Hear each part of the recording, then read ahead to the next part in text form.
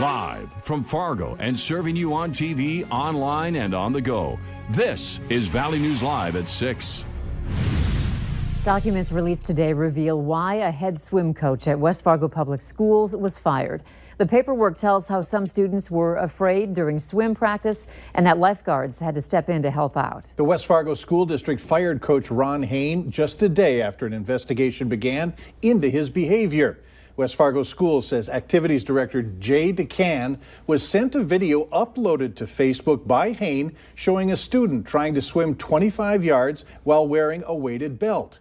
A coach from Pennsylvania also reached out to DeCann, telling him the technique was not safe and would be criminal if used. During the internal investigation, students shared their concerns, telling investigators that they asked to stop swimming with the weighted belts, but Hain continued to use the technique. That's when lifeguards stepped in because the practice seemed dangerous. By Friday, Hain was fired, effective immediately. Tonight on Valley News Live at 9 and 10, we're going to talk about Hain's social media posts that also played a role in his firing. Authorities are asking for help finding a runaway. Kaylee Miller is a juvenile female from Stark County in western North Dakota. Fargo police say she may be in Fargo or coming to the Fargo area. Miller was last seen at her home in Gladstone Tuesday night. She was wearing sweatpants and a maroon Under Armour sweatshirt. If you see Miller, call police. Residents at the Twin Valley Living Center in Minnesota will have to find a new home in a few months. The nursing home announcing that it's closing due to financial reasons. Valley News Team's Maddie Gelsa spoke with one man who says he doesn't know what he's going to do with his mother. Not just fighting for myself, it's them, 58 people.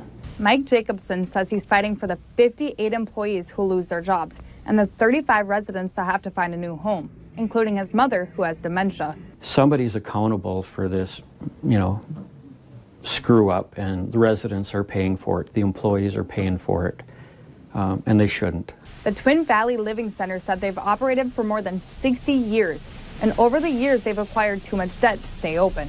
But they did say in a statement that, quote, they are committed to provide a seamless transition for all involved and are actively working with the state and local government agencies to find a new home for their residents and employment for their staff. Senator Kent Eakins says the state does have the responsibility to help find these residents a place to live. But for Jacobson and his family, movement to a new place isn't ideal. If she moves to another town, you won't be there for supper, which we usually try to do. We've got somebody there that, over the last 4 years, visiting her every day. Eakin and Jacobson say they're pursuing every option to keep the facility open, even if that means finding a new owner and management to take over. In Twin Valley, Maddie Jalseth, Valley News Live. We're told that the Twin Valley Living Center plans to close a day before Thanksgiving on November 21st. This is not the time to be driving along Interstate 94. A two-car crash has caused a major backup. While details of the crash itself are limited, this is a stretch that you will want to avoid for the next half hour or so. Let's see what the traffic backup looks like from our Skycam in South Fargo. Moving a little bit easier now, which is a good thing. But let's turn our attention to the weather, which may have played a role in that crash. Roads are wet from the rain today. Hutch, continuing tonight? It is, and since the midday hour, the rain has continued to fall here in the FM area. And just checking the rain gauge outside the studios, we are right at 1 inch of rain here.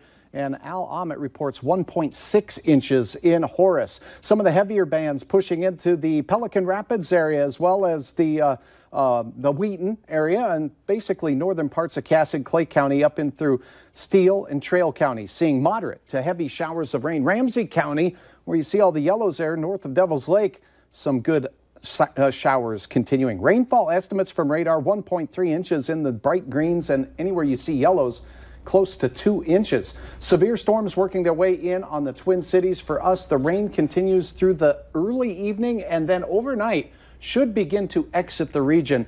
We still could be seeing some morning sprinkles though. So bring the umbrella if you have outdoor activities tonight. We'll have details on what you can expect for Friday football and the weekend ahead in a minute. And some of those activities have already been canceled. Indeed. Thanks, Hutch. Do you know where Savannah is? Do you know if Savannah is okay? No.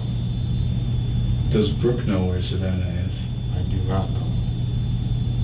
William Haynes' testimony continued, I should say the trial continued today. He's charged with conspiracy to commit murder in the death of Savannah Graywin last August.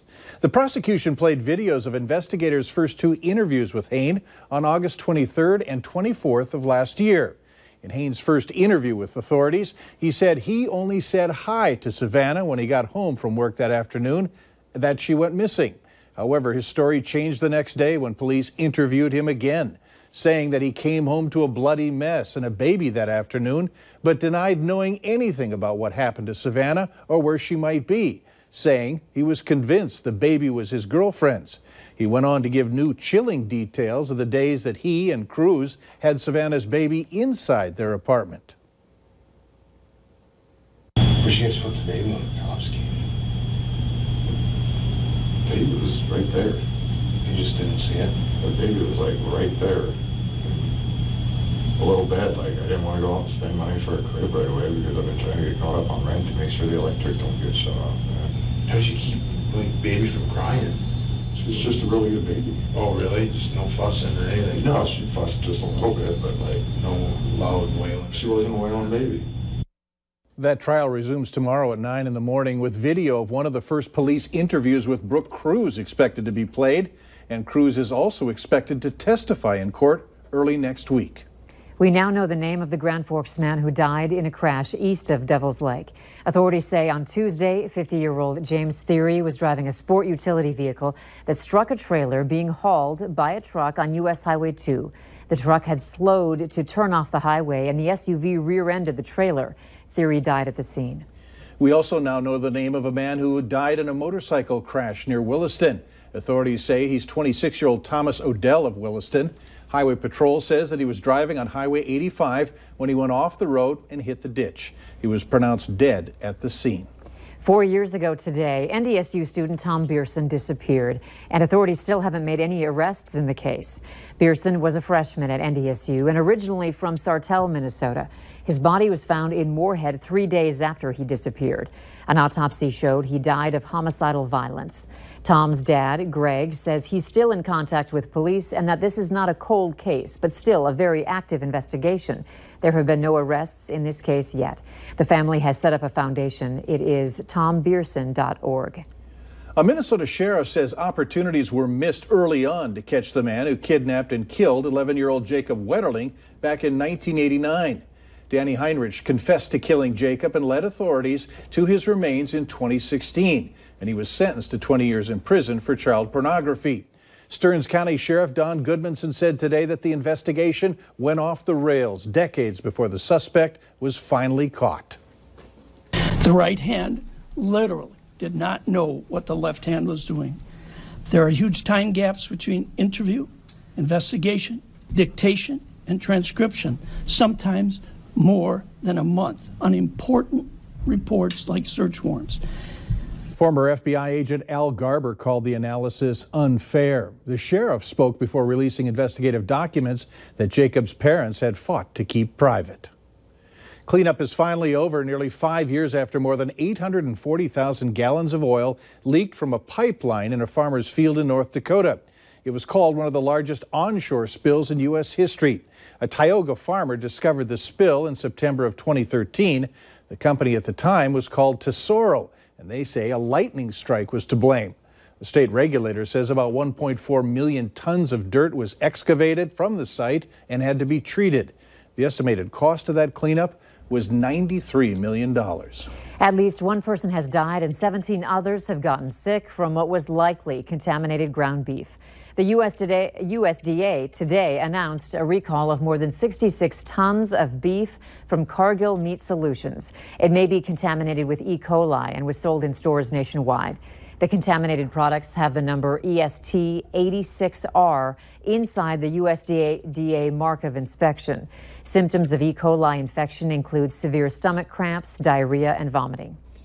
We have a special show planned for you as Bison Homecoming Weekend continues. Mad Dog and Merrill are two grillologists that do the show Midwest Grilling that we air Sunday mornings at 6:30 on KVLY and on KX4, and then again at 9:30 Sundays on KVLY. And on the Fargo CW, it airs Monday through Friday at 12:30 in the afternoon.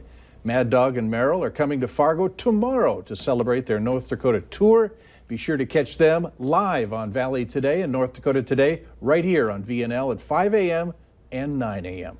Later on Valley News Live at 6, how North Dakotans are reaching out to help those in need following Hurricane Florence. Up next, trouble within Wells Fargo that will cost tens of thousands of jobs.